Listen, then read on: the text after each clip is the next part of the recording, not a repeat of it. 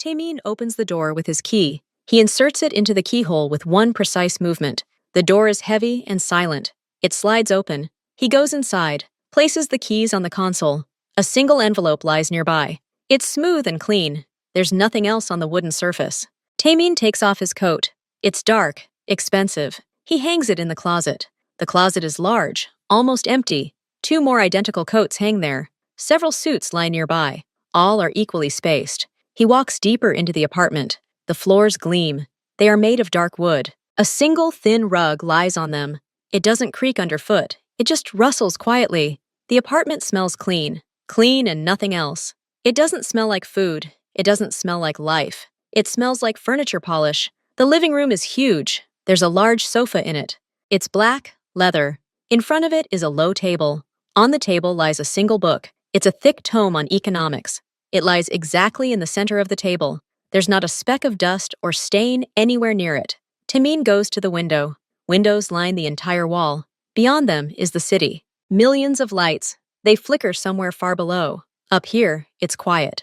The sounds of the city don't reach here. He stands and looks at these lights. His face is expressionless. It's calm. He owns this view. He owns this silence. He turns away from the window. His footsteps echo hollowly in the empty space. He walks into the kitchen. It gleams with steel and glass. All the appliances are lined up. Not a single cup sits on the countertop. He opens the refrigerator. It's almost empty. Inside are several bottles of water, lined up in a row. There's a package of fresh tofu, a bag of rice. Everything is simple, functional. Taemin takes a bottle of water. He closes the refrigerator. He unscrews the lid. He drinks straight from the bottle. His throat moves evenly. He sets the bottle on the table. Then he takes a napkin. He wipes the spot where the bottle stood. There wasn't a drop of water, but he wipes it anyway. He stands alone in the middle of his kitchen. The refrigerator hums quietly. No other sounds. He's used to this silence. It envelops him. It protects him. In this silence, there are no surprises. No stupid questions. No unnecessary emotions. He returns to the living room. He sits down on the sofa. The sofa doesn't sag. It's hard. Taemin turns on the TV. The news appears on the screen. The announcer speaks in a quiet, even voice about exchange rates, about politics. Taemin watches, but doesn't listen. He simply watches the announcer's lips move. This replaces live communication for him. It's safe. His gaze falls on the door to the hallway. Behind that door is his daughter's room. Miyun. She's 5 years old. She should be asleep by now. Her nanny, Leilani, makes sure of that. The nanny put her to bed and left. Leilani has her own schedule. She doesn't live here. She comes in the morning and leaves in the evening. It's right. It's easier. Taemin turns off the TV. Silence falls over him again. He sits in the darkness. Only the light of the city filters through the windows. It draws long stripes on the floor. They fall onto the perfectly clean parquet. He thinks about tomorrow, about meetings, about calls, about decisions that need to be made. His thoughts are clear, cold. They follow well-worn paths. Nothing throws him off track. This is how it should be. Order, control, silence. He gets up from the couch. He goes to check the lock on the front door. The lock clicks. Everything is secure. He checks it twice. Then he goes to his bedroom. The bedroom is just as large and empty. A large bed. Nothing extra. He's getting ready for bed. Every movement is precise. His toothbrush stands perfectly vertical in the glass. The towel hangs straight. He looks at his face in the mirror. The face of a man who is in charge, who doesn't let anyone get too close, who has everything under control. He lies down on the bed, turns off the light. Darkness and silence merge. He closes his eyes. Tomorrow will be the same day, just as controlled, just as quiet. He's almost asleep. And then, from somewhere deep inside the apartment, a soft sound comes. It's a creak, just the creak of wood. The old house is breathing. Taemin opens his eyes. He listens. Nothing else. Just this lonely creak, then silence again.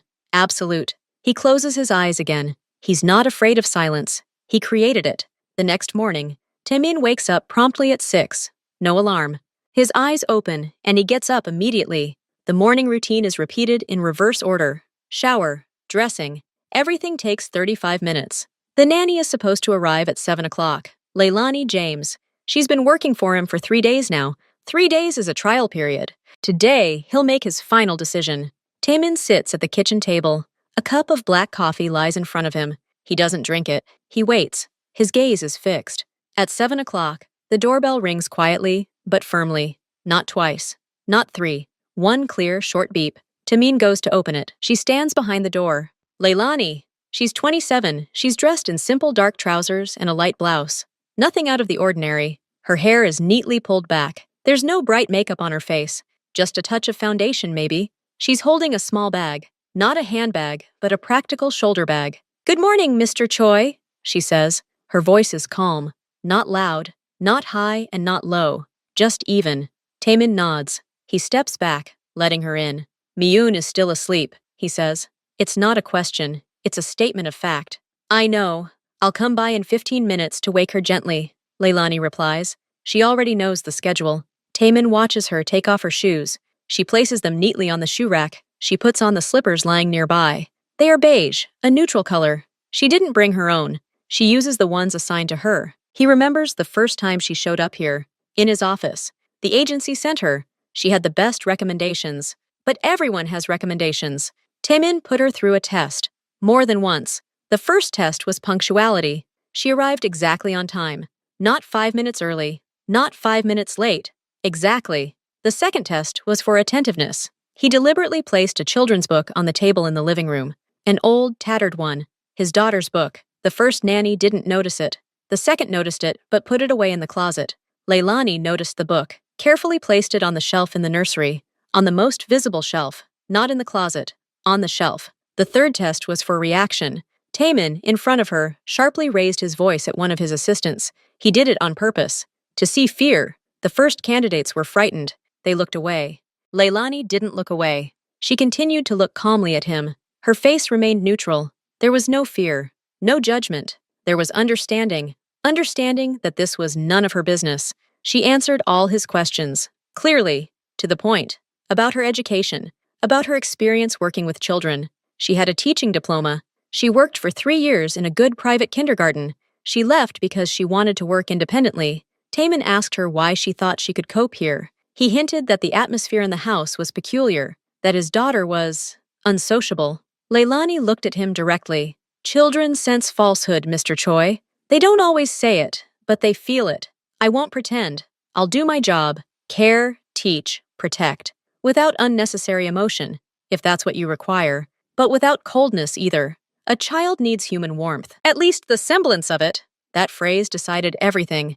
The appearance of warmth. It was brilliant. It was exactly what he wanted. Not real warmth, not sentimentality, but professional, high-quality appearance. Something you could pay for. Something you could control. He gave her a 3-day trial period. And now those 3 days are coming to an end. She came 3 times in total. She didn't try to talk to him about anything except his daughter. She didn't interfere in his affairs. She didn't poke her nose into anyone else's room. He watches her walk into the kitchen. She opens the refrigerator. She studies the contents. She doesn't slam the door. She closes it quietly. "I'll make Mune breakfast. Oatmeal with banana, as we agreed. She has her first lesson at 9 o'clock. Sculpting. I've got everything ready," she says without turning around. She already knows where everything is. Taemin nods silently. Even though she can't see him, she's better than others. Much better. She's not perfect. No one is perfect. But she's as close as he can get to what he needs. He stands up, walks closer to her. "Leilani," he says. She turns around, looks at him, waits. "Your probation is over. You're a good fit. You can stay permanently." There's no wide smile of relief on her face. She simply nods slightly. "Thank you for your trust, Mr. Choi. I'll do my best to live up to it." "I'm confident," he says. And he almost believes it. He takes his briefcase. He leaves. He has business. The world awaits his decisions. He leaves his home, his daughter, in the arms of this woman, an African-American woman, with a calm gaze and a teaching diploma.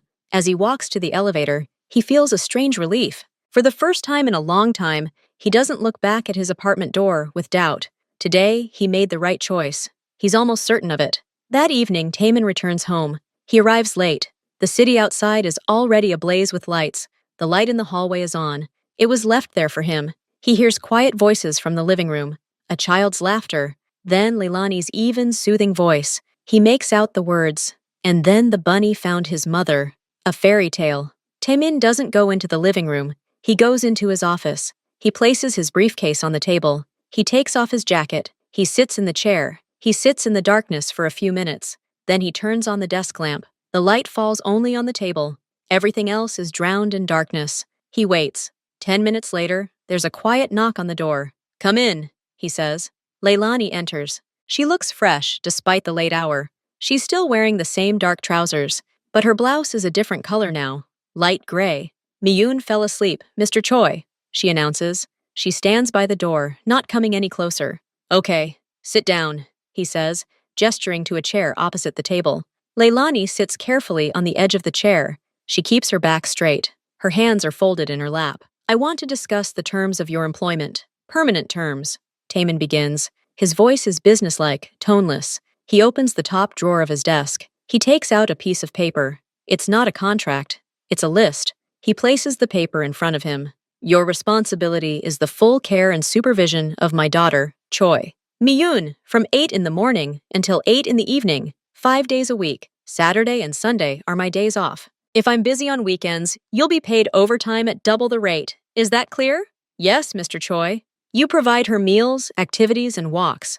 I will provide a separate list of permitted foods and activities. You are not allowed to change her diet or schedule without my consent." "Understood." "You accompany her to all extracurricular activities. You wait for her in the hall. You do not interact with other parents or nannies more than is polite. You do not discuss our family, under any circumstances." Leilani nods silently. Taman pauses. He looks at her. She holds his gaze. "The most important rule," he says, quieter but more clearly. "You care for the child. You ensure her safety and development, but you do not become close to her. You are an employee. You provide a professional service. Your job is to create a comfortable and stimulating environment. Nothing more." He sees her eyes shift slightly.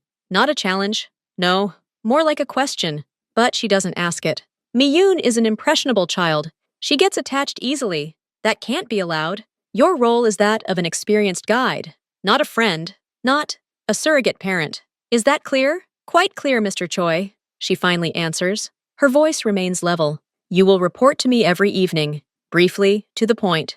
What you ate, how you slept, what you did. Any successes or problems. No personal comments. No emotional overtones." "Good. There are areas in this house you are not allowed to enter. My office, my bedroom, the guest rooms on the second floor. You are responsible for the common areas and Miyun's room." "I have it all memorized." Taman pushes the piece of paper away. He's done his job. He's set boundaries. Clear, precise, unquestionable. "Do you have any questions for me?" he asks. He's almost certain he doesn't. Leilani thinks for a moment. "I have one question, Mr. Choi." "Yes?" If she's sad, if she seeks emotional connection, how should I respond? Within the established rules." The question catches him off guard. He hadn't expected such specifics. He'd expected questions about salary, sick leave, vacation. "You're distracting her with an activity, a game, a new task. Children switch quickly," he says, his voice a little off-key. Leilani looks at him. Her gaze seems too penetrating at this moment. "I understand," she says simply. "Thank you for clarifying." She stands up. "Good night, Mr. Choi." "Good night, Leilani." She leaves the office. She closes the door so quietly that there's no click. Tamin is left alone. He looks at the closed door, then at the sheet of paper with the rules. Everything is written down. Everything is under control. He feels satisfaction. Now everything will be as he planned. Perfect order. No surprises. No unnecessary feelings. He doesn't know that Leilani's question wasn't a worker's question. It was the first, almost invisible probe. The first attempt to understand the boundaries, not of the rules, but of the person who set them. But Tae-min doesn't see this. He only sees that the rules have been accepted. And that's the main thing. A week passes. The new regime is taking hold. Tae-min barely sees Leilani. He leaves early in the morning, when Miyun is just finishing breakfast. He returns late in the evening, when Miyun is already asleep. He sees only the results of his work. His daughter's tidy room, neatly arranged toys, a report on his phone. The reports are impeccable. 8 a.m. Wake up. 8:30 a.m. Breakfast. Oatmeal, apple. 9 to 10 a.m. Educational games. Lines, Oz puzzles. 10:30 a.m. Banyan. Walk in the park. 12 p.m. Lunch. Soup, steamed fish, vegetables, and so on. Not a single unnecessary word. But one Wednesday, Tae-min's important meeting falls through. The client suddenly leaves town. Tae-min decides to return home early. By early, he means 3 o'clock in the afternoon. He enters the apartment. Silence. But not the absolute evening silence. This is daytime silence. It's different. It echoes recent life. He hears the ticking of the wall clock in the living room. He hears the hum of a dishwasher somewhere. He goes into the kitchen to pour water and freezes in the doorway. Leilani and Miyun are sitting at the large kitchen table. 2 plates stand in front of them. On the plates are pancakes. Not perfect, round pancakes, but slightly misshapen. One is even burnt on the edge. Miyun sits with her head buried in her plate. She's concentrating on spreading something on a pancake. Next to her is a jar of something dark. It's chocolate spread. Taemin never bought it. That means Leilani brought it with her. But it's not the pasta. It's his daughter's face. There's an expression on it. An expression of concentrated, happy involvement. She's carefully spreading the chocolate with the tip of a knife. Her tongue is slightly stuck out in effort. Leilani sits across from me. She's not eating. She's looking at Miyun.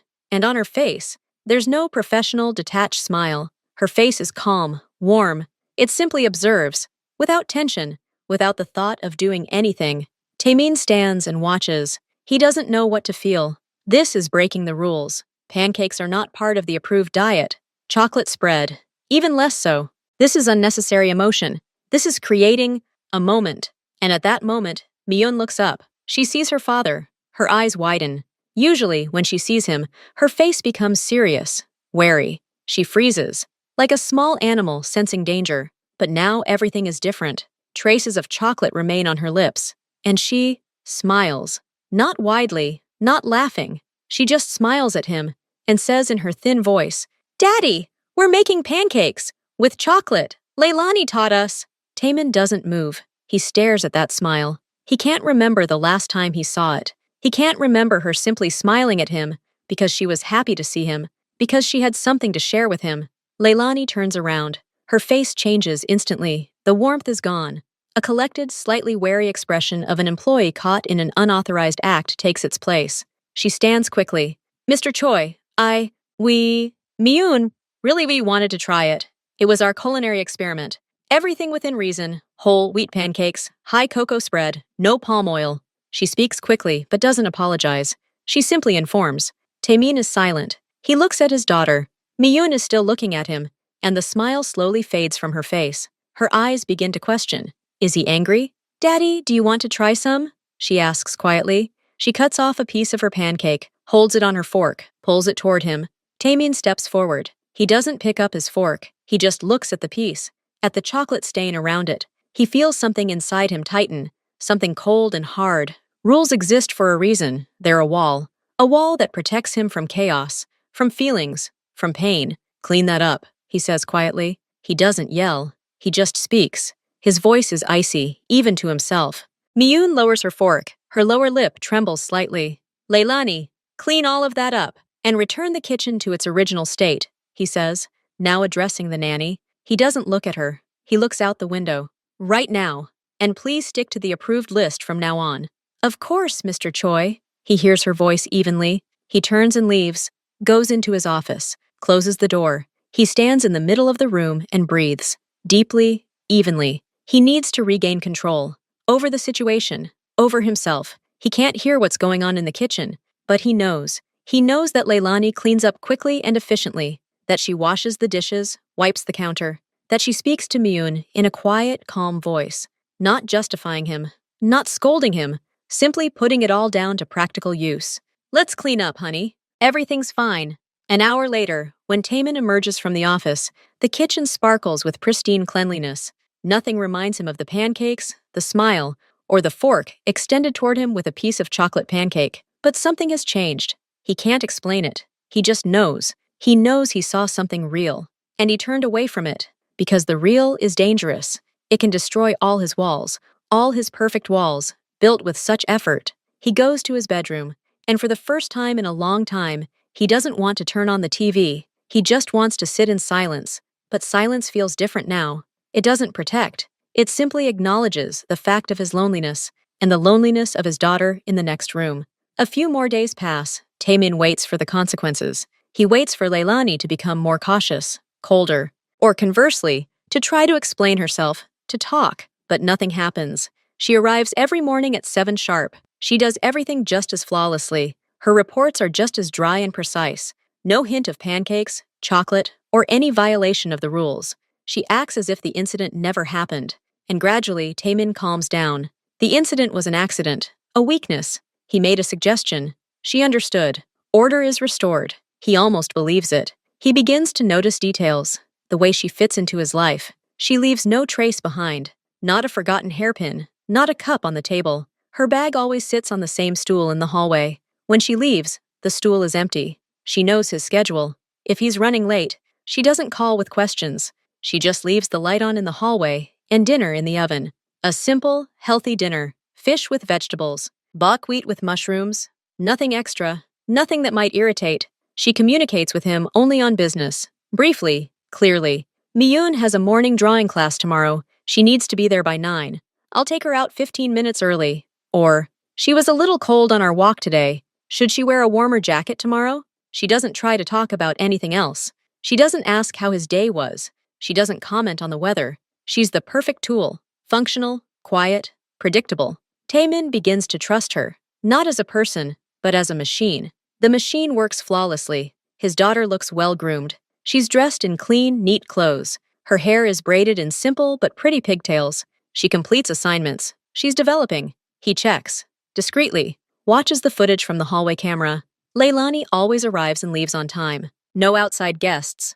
No long phone conversations during work hours. Everything is according to the rules. One evening, he enters Miyun's room after Leilani has left. His daughter is already asleep. He stands and looks at her. She sleeps peacefully. Her face is relaxed. Before, she often tossed and turned, twitching in her sleep. Not anymore. His gaze glides around the room. All the toys are put away. But not in drawers, but arranged on shelves, so they can be seen. The books stand in a neat row. A sketchbook and paints lie on the table. The brushes are washed and dried. Everything speaks of attentive, professional care. Without fuss, without obtrusiveness. Taemin leaves the room. He feels a strange satisfaction. He was right. He found the right person. Someone who doesn't cause problems. Someone who maintains the order he's established. Someone who doesn't try to change it. He goes into the kitchen to get a drink of water. Then his gaze falls on the refrigerator. There's usually nothing on the refrigerator door. It's completely clean and white. But now there's something there. A small piece of paper. It's attached with a child's apple-shaped magnet. The magnet wasn't there before either. Taemin comes closer. On the sheet of paper is a child's drawing. It depicts a green hill. On the hill are 3 figures. One is large and black. Another is smaller, with a spot on its dress. And the third is the smallest, with large eyes. All the figures are holding hands. The sun in the corner smiles a jagged smile. At the bottom is a signature, written in uncertain block letters. M-I-U-N. Taemin stares at the drawing for a long time. He doesn't touch it. He just looks. Then his gaze shifts to the magnet. An apple. Simple, wooden, painted red. Leilani's work. She didn't leave the drawing out there by accident. She hung it on purpose. On the fridge. Like they do in normal families. She brings an element of normality. The very normality he's been running from his whole life. He should take it off. Throw it away. Tell Leilani not to do it again. It's a violation of aesthetics. A violation of order. But he doesn't take it off. He stands and looks at these 3 crooked figures holding hands. At the large black spot that should be him, the adult. At the small spot with eyes. That's Miyun. And who's the middle figure? Leilani. He doesn't know. He turns away from the refrigerator. He pours himself some water. He drinks. When he turns back, the drawing is still there. It shines against the white background. A bright spot of childish innocence. Taemin doesn't put it away. Not this evening. He leaves it hanging. As a challenge to himself. As a small, almost invisible crack in his perfect constructed world.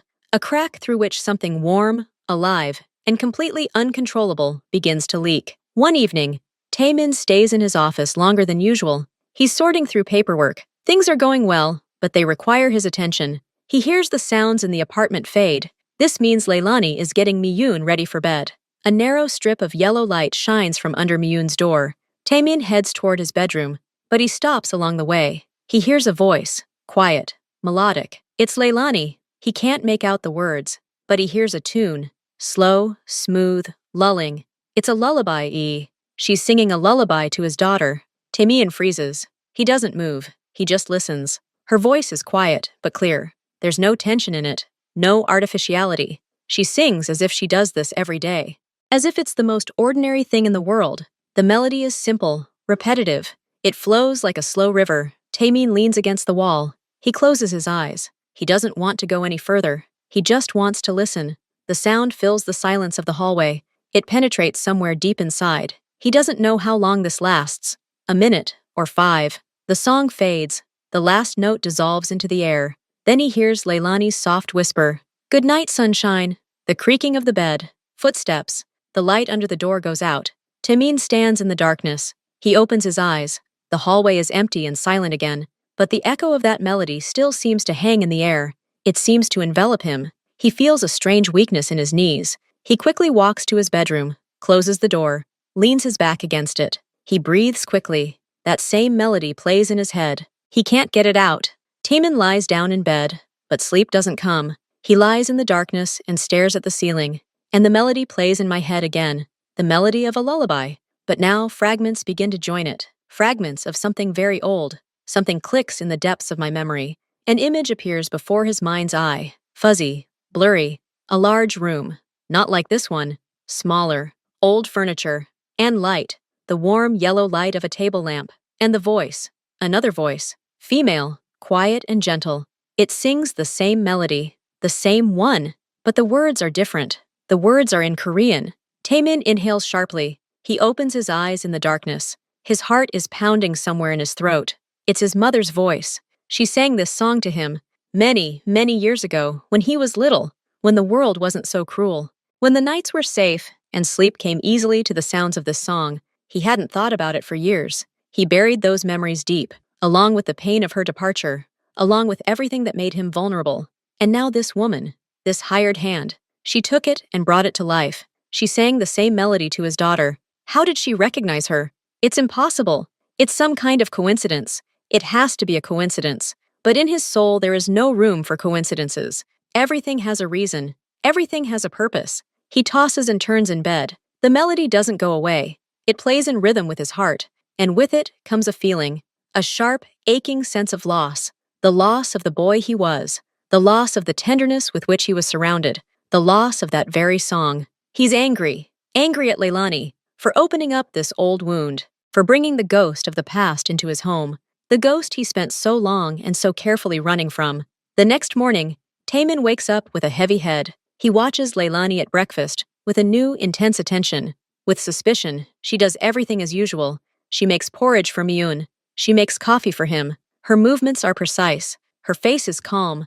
Nothing betrays that last night she sang a song that turned his inner world upside down. Taemin waits for her to show off somehow, maybe say something about the song, or look at him differently. But no, she's just a professional doing her job. All day he tries to focus on work, but his thoughts return to that melody, to the image of his mother, to Leilani's face, leaning over his daughter's bed.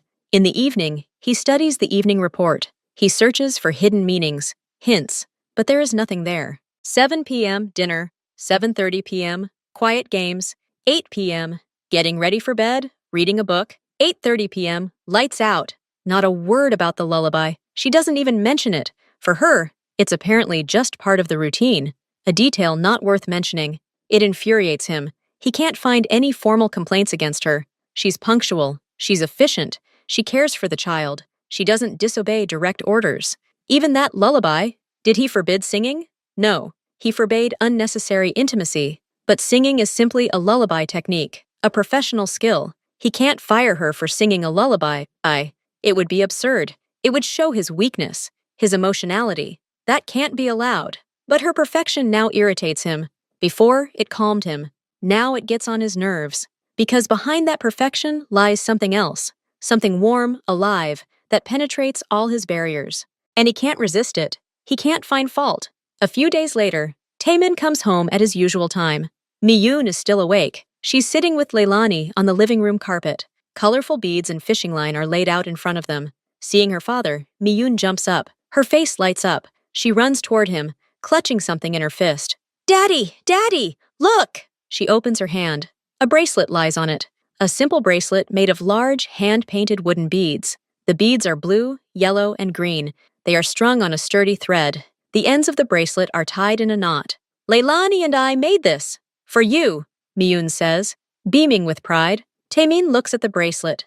Then he glances at Leilani. She's sitting on the floor, calmly collecting the remaining beads in a box. She doesn't look at him, but he sees a slight smile at the corners of her lips. A smile of satisfaction. "It's a gift, Dad. Put it on." Miyun pulls his hand, trying to put the bracelet on his wrist. Taemyeon's hand hangs in the air. He looks at this childish craft, at these crookedly painted beads. It's a symbol of everything that happens without his knowledge, a symbol of rapprochement, a symbol of how they, Leilani and Miyun, have become a team, and he is an outsider, someone who is given gifts to include him in their small world. He feels a cold wave rise inside him. Taemin gently but firmly pushes his daughter's hand away. "No, Miyun," he says. His voice is flat, emotionless. The girl freezes. The smile slowly fades from her face. But this is for you," she whispers. "I understand, but I don't need this. This is unnecessary." He turns to Leilani. She's already stood up, holding a box of beads. "Leilani, please put this away. All these crafts. And do not encourage such gestures in the future. A child should not give gifts to an employee, and an employee should not encourage the creation of gifts for me. This violates professional boundaries." He speaks coldly, clearly. He sees Leilani's eyes darken, but her face remains unreadable. She simply nods. "Understood. Sorry." She bends down to take the bracelet from Miyun's hands, but the girl clenches her fist. "No!" she cries. It's not a scream. It's a quiet, pained protest. "Miyun, please give it back," Leilani says softly, but the girl doesn't. She clutches the bracelet so tightly that her knuckles turn white. She looks at her father. There's an unshed tear in her eyes. Resentment, misunderstanding. "Why?" is the only word she can squeeze out. Taemin sees that tear. He sees her lower lip trembling. His own heart tightens, but he can't back down. He can't show weakness. If he backs down now, the wall will crumble. His entire system will crumble. "Because I said so," he says. His voice sounds alien even to himself, hard as stone. This phrase becomes the last straw. A tear escapes Miyun's eye and rolls down her cheek, then another. She doesn't sob. She just cries quietly, hopelessly. She unclenches her fingers. The bracelet falls to the floor with a dull thud. Leilani quickly picks it up. She places the bracelet in the box. Then she leans toward Miyun. She doesn't hug her in front of him. She simply places her hand on her shoulder. She speaks quietly, right into her ear. "It's okay, honey. Everything's fine. Come on, let's wash your face." Leilani looks up and looks directly at Taemin, just for a second. But there's no longer the same neutrality in that gaze. No submission. There's reproach in it. A clear, silent, yet deafening reproach. It asks, "Why? Why are you doing this?" Then she looks away. She takes Miyun's hand. She leads her out of the living room and into the bathroom. Taemin is left alone. He looks at the empty spot on the carpet where his crying daughter had just sat. He hears the soft sound of running water from behind the door. He hears muffled sobs. He looks up at the box of beads Leilani left on the table. He approaches it, opens it. On top lies the same bracelet. He takes it in his hands. The beads are warm from a child's palm. He squeezes them. The wood springs slightly. He wants to throw this box at the wall. Destroy all these stupid, bright, living things. But he doesn't. He just closes the box, puts it back on the table. His hand is shaking. Several days pass. The atmosphere in the house changes. It becomes tense. Miyun barely speaks to her father. She obeys his demands silently. She goes to bed without asking for reading material. She eats without looking up from her plate. Leilani behaves flawlessly, even more flawlessly than before. She is almost invisible. She does her job with surgical precision. She no longer sings lullabies, at least not when he can hear her. And that's what irritates Taemin the most now, her calm, her ability to remain composed even after that incident, her inner warmth, which he feels even when she simply sits silently next to Miyun, drawing. This warmth seems to burn his cold skin. It reminds him of what he doesn't have, what he deprived himself of. He finds himself searching for flaws in her. He nitpicks. "Why was our walk 5 minutes shorter today?" Or, "This sweater doesn't quite match these pants." She calmly explains, "It started raining, so we came back early." Or, "Miyun chose this outfit herself. I supported her independence." She has a sensible, professional answer to everything. She doesn't snap. She doesn't make excuses. She simply informs. And this only makes him more irritated. He wants to unsettle her, to see some emotion in her. Anger, fear, anything. But there's only that damned calm and warmth, all pervading Ineradicable warmth. Taemin decides to tighten his grip. He doesn't trust her. He doesn't trust the quiet, cozy atmosphere she's created. He needs to check everything himself. He hires a private investigator. He gives her the task to check out Leilani James, her past, her connections, her finances, everything. He expects dirty laundry, expects some debts, problematic relatives, dark spots in her biography. A week later, the report arrives. Taemin studies it in his office. He flips through the pages and finds nothing. Her parents are retired teachers. Clean credit history. She has worked in good places. Colleagues describe her as a professional and a kind person. No connections to shady characters. No bad habits. She goes to the library, sometimes to the movies with a friend. That's all. The report brings no relief. It brings even more irritation. So she really is like this. So calm, pure, kind. Imperfect, but real. And this realness of hers now seems dangerous to him, because she is real in a world where he is accustomed to falsehood, to masks, to calculation. He tightens internal controls. He checks security footage more often. He reviews receipts from the stores she goes to with Myun. Everything is in order. Fruits, vegetables, children's clothes, books. No unnecessary spending. No strange purchases. He feels stuck. The enemy he's trying to neutralize turns out to be no enemy. He turns out to be just a good person. And it's unbearable. Taemin's latest deal falls through at the last minute. His partner hesitates. The meeting is rescheduled. Taemin has the evening free. He decides to go home. Unexpectedly early, he enters the apartment. The light is on in the hallway. Sounds come from the kitchen. Not voices. Music. Quiet, rhythmic music. Something jazzy on a saxophone. Taemin freezes. Then he walks silently toward the kitchen. He stops at the door. The overhead light in the kitchen is out. Only the fairy lights, which he hadn't noticed before, are on. They wrap around the window, flickering with a warm yellow light. In the middle of the kitchen, in the empty space between the table and the island, two figures are dancing, Leilani and Myun. Leilani holds her daughter's hands. Myun stands barefoot in her shoes. They twirl slowly. Leilani hums along to the music. She smiles. Her face is relaxed, happy. She's not a professional nanny at this moment. She's just a woman dancing with a child. Myun laughs, loudly, carefreely. She wraps her arms around Leilani's waist and presses herself against her. She trusts her completely. She's completely happy in that moment. Taemin doesn't move. He just watches. This image hits him with new force. This isn't a lullaby in the dark. This isn't a craft. This is life itself, a living, warm, pulsating moment of joy. In his home, in his cold, sterile fortress.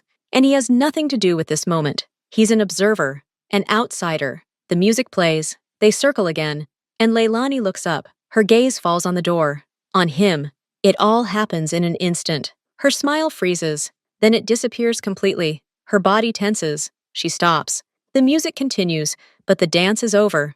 Myun, not understanding, turns to where Leilani is looking. She sees her father, and her face changes too. First, fear. Then, guilty wariness. She quickly jumps off Leilani's feet. She stands on the floor, fiddling with the hem of her blouse. Leilani steps forward, seemingly involuntarily shielding Myun with her body.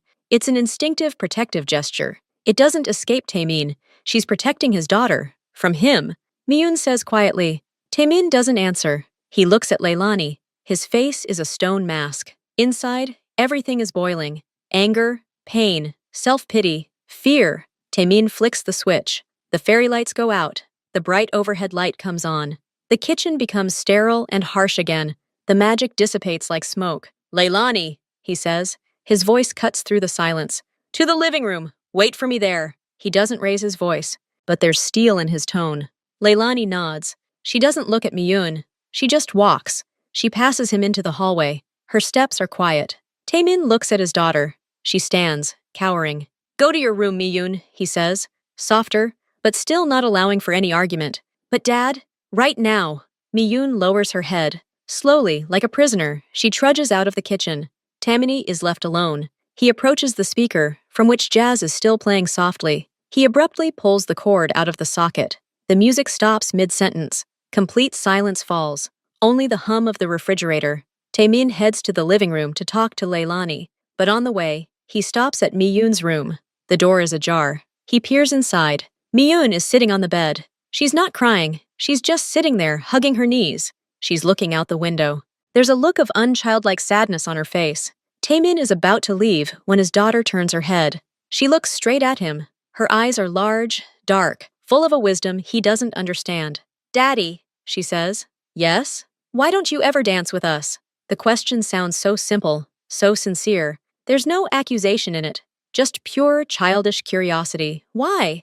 You're our dad. Why are you always outside? Why don't you come inside our little circle of light and music? Taemin opens his mouth, but he can't find an answer. All his excuses about order, about rules, about work, now seem petty and false. Empty. Before this simple why, he's silent for too long. Miyun knows there won't be an answer. She slowly turns back to the window. Her small back looks so lonely. Taemin doesn't go into the living room to see Leilani. He turns and goes to his office. He closes the door. He sits down at the table. He puts his head in his hands. A storm rages inside him. His daughter's question rings in his ears again and again. Why don't you ever dance with us? Because he doesn't know how. Because he's forgotten what it's like. Because dancing is about spontaneity, about trust, about giving up control.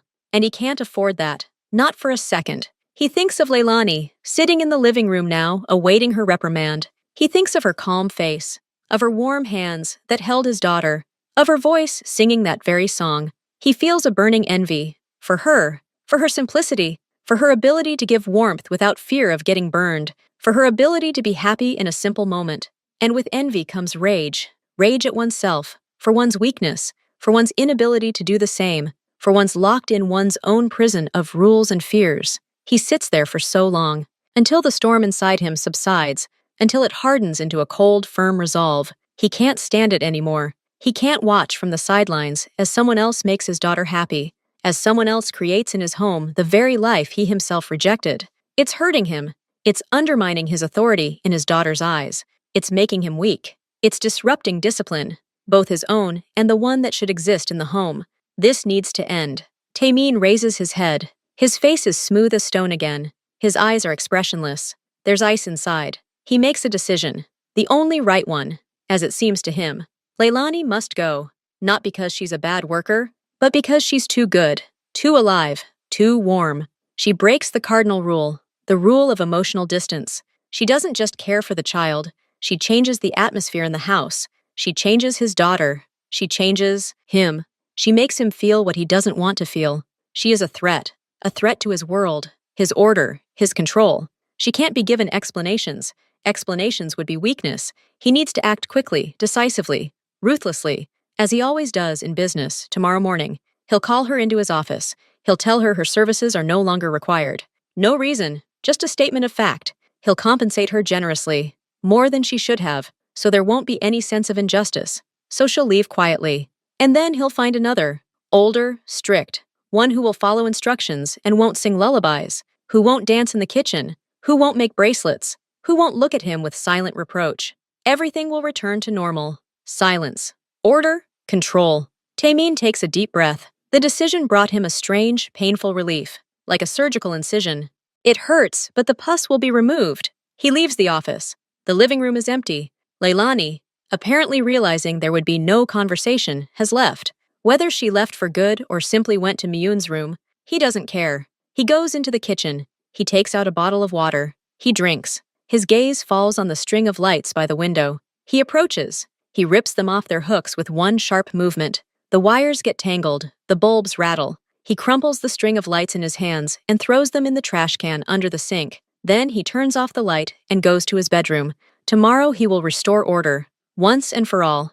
Taemin wakes at dawn. He hadn't slept well. His sleep was fitful, filled with snatches of melodies and children's laughter, interrupted by sudden silence. He gets up and goes through his morning ritual with redoubled care. Every movement must be perfect.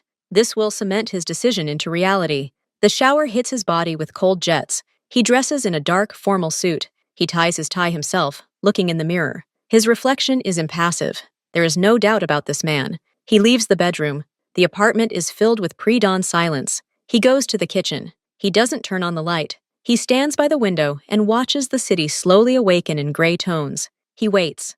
At 7 o'clock, the doorbell rings. Accurate, as always.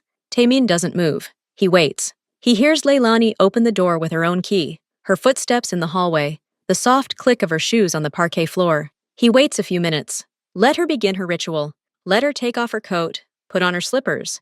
Let her feel like today is an ordinary day. Then he walks out of the kitchen into the hallway. Leilani just passes by, heading toward Miyun's room. She stops when she sees him. Her face, as usual, is calm and collected. There's no anticipation of a storm in it. Leilani, Taemin says. His voice is even, without intonation. Let's go into the office, right now. She blinks slightly. A shadow of surprise flickers in her eyes. Early calls to the office are not part of their routine. Okay, Mr. Choi, she replies after a short pause. No questions. He lets her go ahead and follows her. The office smells of wood, leather, and old books. He leaves the door open. This is important, so that the sounds from the apartment can carry here, so that this doesn't feel like a secret meeting.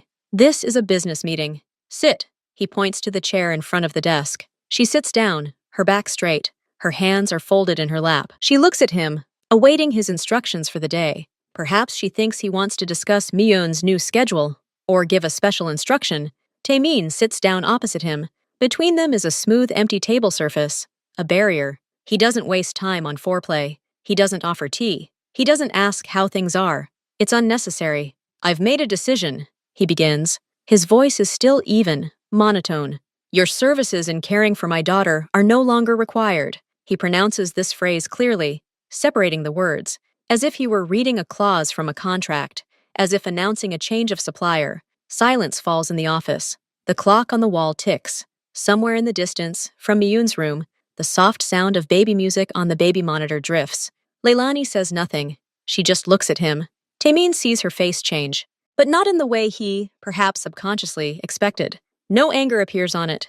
No resentment. At first, just misunderstanding. Complete, absolute. Her eyebrows furrow slightly. Her eyes, usually so clear and calm, become puzzled. She looks at him, as if he's suddenly spoken a foreign language. She opens her mouth to speak, but nothing comes out.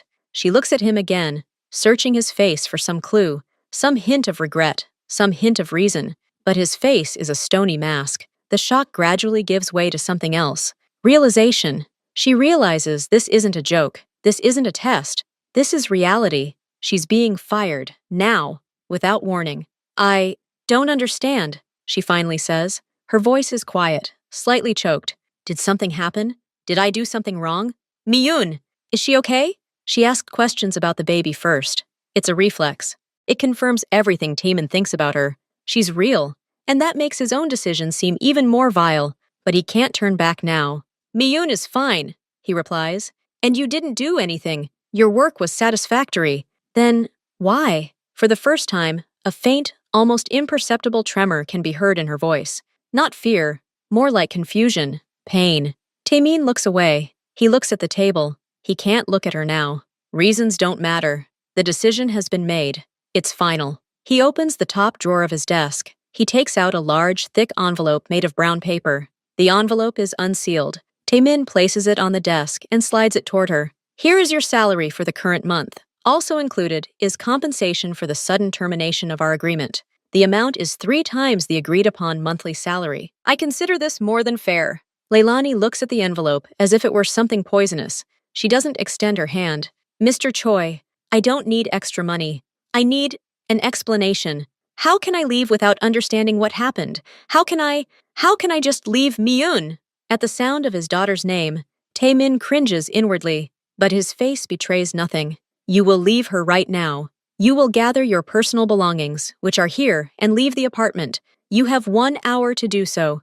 You will no longer be here when Miyun wakes up. I will explain the situation to her myself. Now he looks at her. His gaze is icy, brooking no argument. This is an order, Leilani, not a request.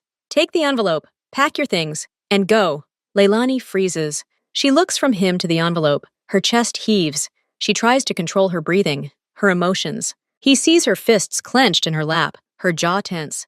And at that moment, something he had so feared and so unconsciously sought before appeared in her eyes. Not reproach, not anger, but deep, bottomless sadness. Disappointment, not in him as an employer, but in him as a person. She rises slowly from her chair. Her movements are no longer so fluid. They are mechanical. She takes the envelope from the table. She doesn't look at it. She just takes it. The envelope is heavy, stuffed with bills. I want to say goodbye to Miyun. she says dully. No, he answers without hesitation.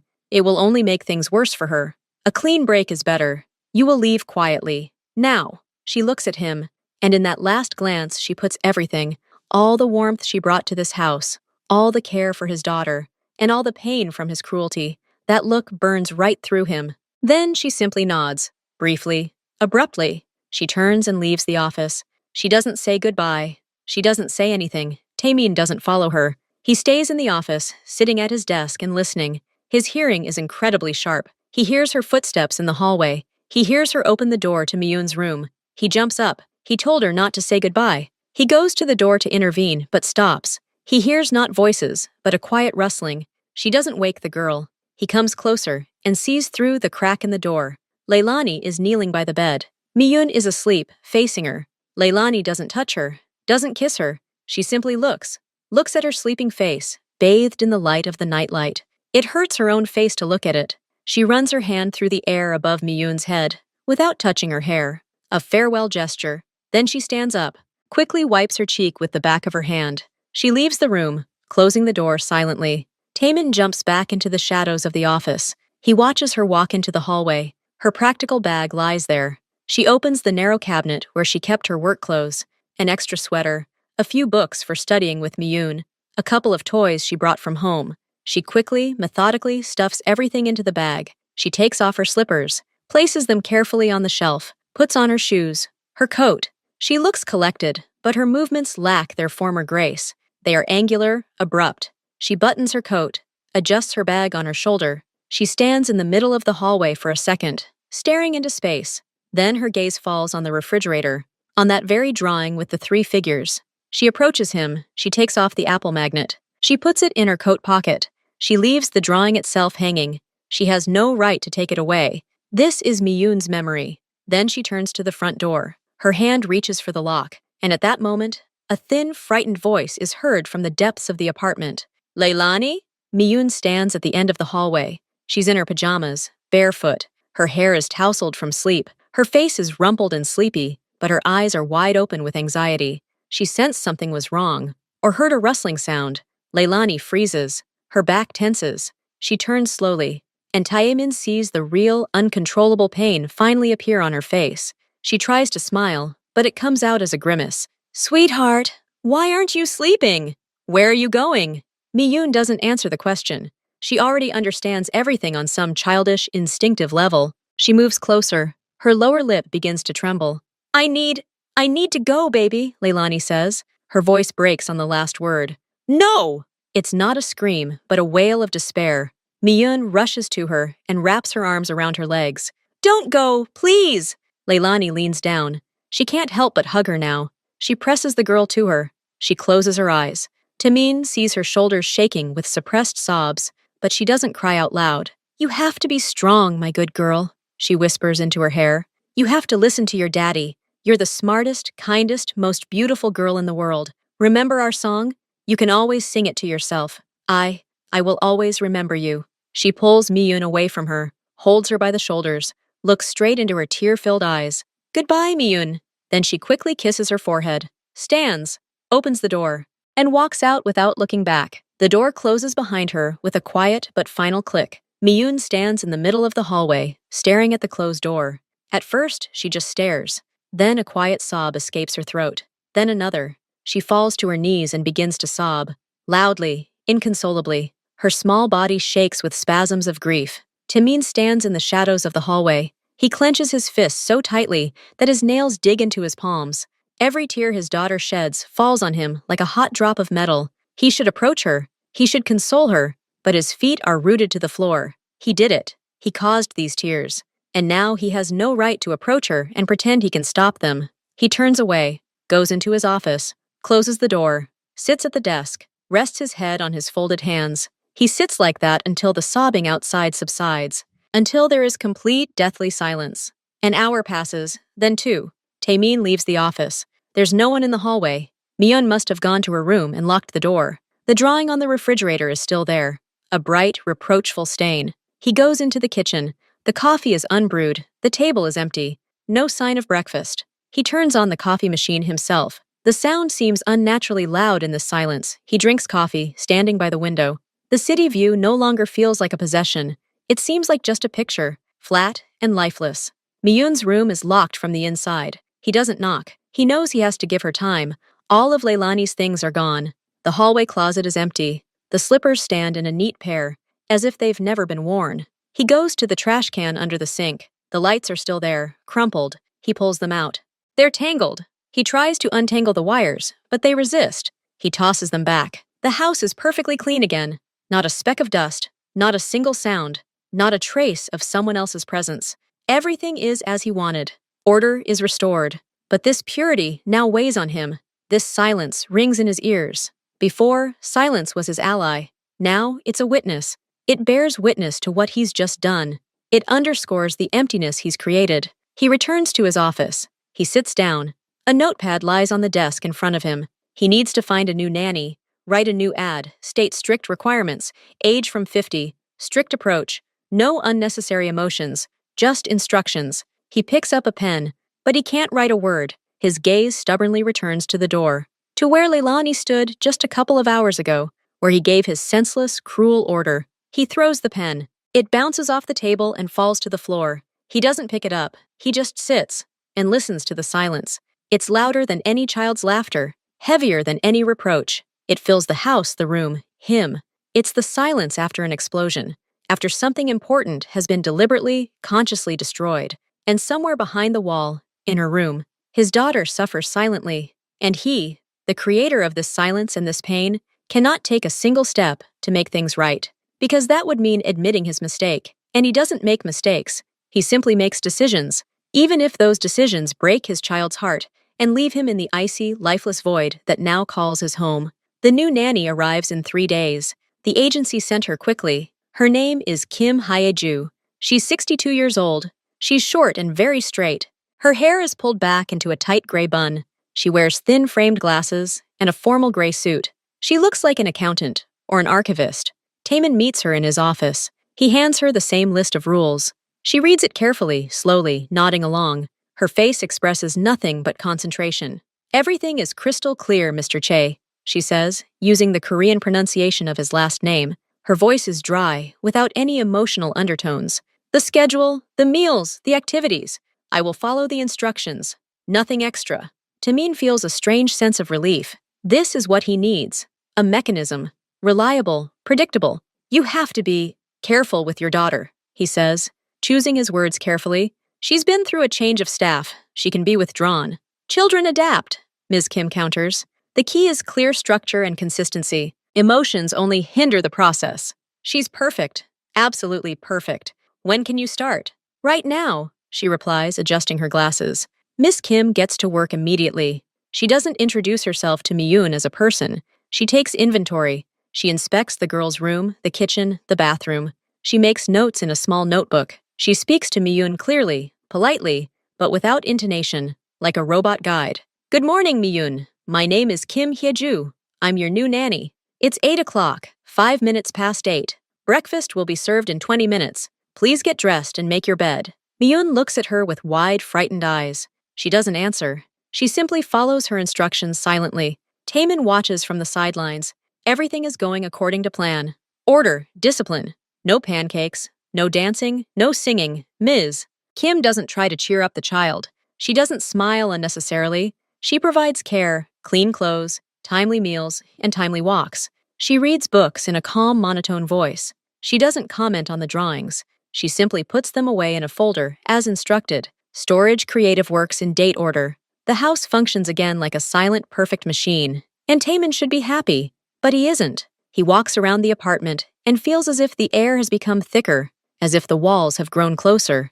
Miyun closes up, completely. She communicates with Miss Kim in monosyllables. Yes. No. Thank you. She does everything she's told, but she does it like a little automaton. Her eyes, which used to sparkle and then wrinkle thoughtfully when Leilani was around, now always stare off into the distance or at the floor.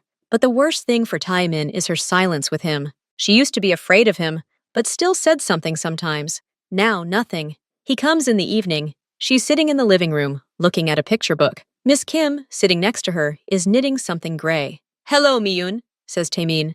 She looks up at him. Her gaze is empty. She simply stares at him as if he were an object. Then she looks back at the book. Not a word, not a nod. He tries at lunch. He sits down with her at the table. Miss Kim stands to the side, watching. "How was your day?" he asks. Miyun silently picks at her soup with her spoon. "Miyun, your father is asking for you," Miss Kim says evenly. "Good," Miyun breathes out, not even looking at him. "What did you do?" "Walked. Drawn." And that's it. A wall. A high, blank wall of childish silence. He buys her an expensive doll, the kind he thinks every girl dreams of. He brings it in the evening, places it next to her on the sofa. "This is for you." She looks at the doll, then at him. There is no delight in her eyes, not even interest. There is only a question. Why? But she doesn't ask it out loud. She simply takes the doll, puts it on the shelf in her room next to her other toys, and doesn't touch it again. Her silence isn't silence. It's a scream, a silent, desperate scream that sounds louder than any cry. It fills the entire house. It haunts Taemin. At work, while driving, in the office. He hears this silence, even in complete silence. He understands that he has lost her. Not physically. She is here. She eats, sleeps, breathes. But the girl who laughed in the kitchen, who gave him crooked bracelets, she is no longer there. He buried her himself when he kicked Leilani out. A week passes. One night, Taemin wakes up to a sound. At first, he doesn't understand what it is. A quiet, intermittent sound. Crying. He gets up. He goes out into the hallway. The sound comes from Miyun's room. It's not just sleep sobbing. It's full-blown sobbing, full of fear and anguish. He approaches the door. It is ajar. He peers inside. Miyun is tossing and turning on her bed. Her eyes are closed, but her eyeballs are darting beneath her lids. She's clutching the pillow. Her face is wet with tears. "Don't go. Please, don't go," she mumbles sleepily. Then her voice grows louder, more desperate. "Leilani! Leilani! Come back!" The name sounds like a knife in the silence of the room. It cuts the air. Miyun sobs, chokes. "I'm scared! Sing to me! Sing our song!" Taemin stands at the threshold. His body is icy. He sees the real, primal pain of his daughter, the pain that cannot be hidden by silence, the pain that bursts forth when the control of consciousness weakens. Miss Kim appears to be asleep in her servants' quarters, or pretending not to hear. She doesn't appear. Her instructions probably don't cover nightmares. Or they do, but they instruct her to not indulge in excessive emotions. Taemin has to do something. He can't just stand there and watch. He steps inside. He doesn't wake her at night. He sits on the edge of the bed and simply places his hand on her head. He doesn't stroke her. He just holds her. After a while, the sobs subside. She falls into a deeper, but still restless sleep. He sits next to her until almost dawn. Then he leaves. In the morning, he cancels all his meetings. He tells Miss Kim she has the day off. She nods without question and goes home. Taemin makes breakfast himself. Simple porridge. He knocks on Miyun's door. "Can I come in?" Silence answers. He opens the door. Miyun is already dressed. She's sitting on the bed, looking out the window. Her face shows traces of yesterday's tears and fatigue. "I made breakfast," he says hesitantly. She silently gets up and goes to the kitchen. She sits at the table. She eats porridge with small, slow spoons. Without looking up, Taemin sits down across from her. He drinks coffee and looks at her. It's his daughter, a 5-year-old girl, and she looks broken, lost. "Miyun," he begins. His voice is hoarse. "You had a bad dream last night." She pauses, spoon halfway to her mouth, then slowly lowers it. She looks at her plate. "I dreamed I was alone," she says very quietly. "And you were far away. And Leilani wasn't there either." Taemin swallows. A lump forms in his throat. "You know, Leilani couldn't stay. She had another job." He hates himself for this lie, but he can't tell the truth. "She didn't want to leave," Miyun whispers. "I know. She loved me, and I loved her." These simple words hit Taemin straight in the heart. She loved me. He never thought about it. He thought about professional affection, about the appearance of warmth. But for a child, everything was simpler and more real. She was loved, and she loved back, and that love was taken from her. "Daddy!" Miyun looks up at him. Tears well up in her eyes. But she's not crying. She's just looking. "I'm so sad. Every day. Even when I'm not sad, I still feel sad inside. And nothing helps. Not a doll, not a book." Taemin doesn't know what to say.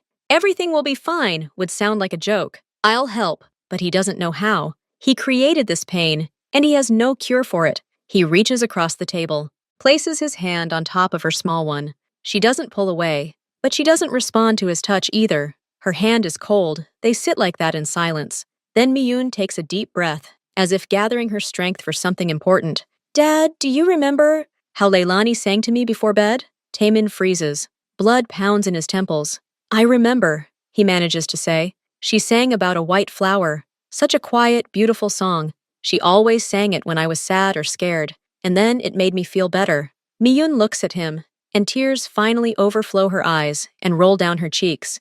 But she speaks through them, calmly, as if imparting the most important secret in the world. I once asked her how she knew such a beautiful song. She said, Taemin stops breathing. He looks at his daughter, and the world around him blurs. Only her voice remains. She said she'd been searching for a very long time for a special lullaby, for a special girl. She asked her friends.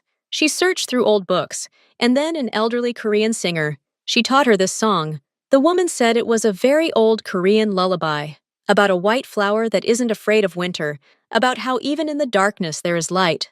Miyun wipes her cheek with the back of her hand. Leilani, she said, that this song is special, because your mother sang it like that. When you were little, she recognized it. She recognized it especially for me, so that I would have a song from my grandmother, like you once had. She falls silent. Her shoulders shake. And now the song is gone. And Leilani is gone. And I miss that song so much, Dad. I miss it so much that everything inside me hurts. The daughter's last sentence hangs in the air. She said that's how your mother sang. All the pieces of the puzzle in Taemin's head crashed into place. This wasn't a coincidence. She hadn't just found some sweet song. She'd searched for it. She'd searched for his childhood lullaby, his mother's lullaby. She'd spent time, effort to find a connection between his lost past and his daughter's present, to give Miyun what he couldn't give her himself, not just comfort, a legacy, a piece of his own soul buried by himself. She didn't do it according to instructions, not for money. She did it because she loved his daughter, truly, and perhaps, in some strange way, she was trying to reach out to him, to give him back something he'd lost.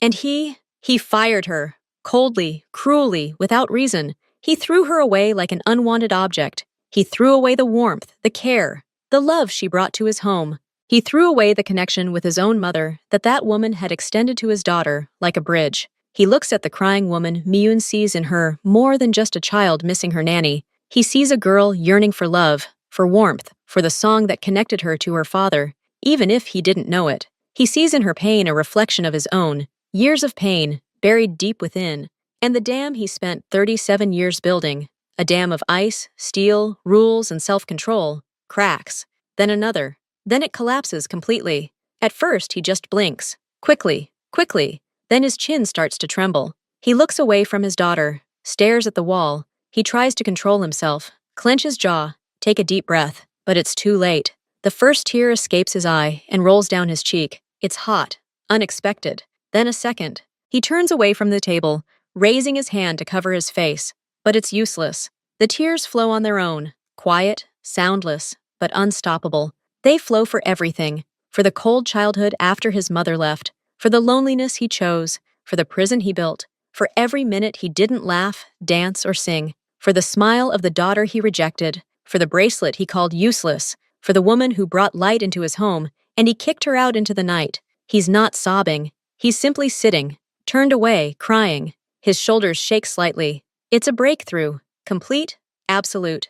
Everything has become clear. His entire system has collapsed in an instant, shattered by one simple phrase from a 5-year-old girl. He was wrong, not just mistaken. He was cruel, blind, and stupid. He destroyed the most precious thing he had for the sake of the phantom of control.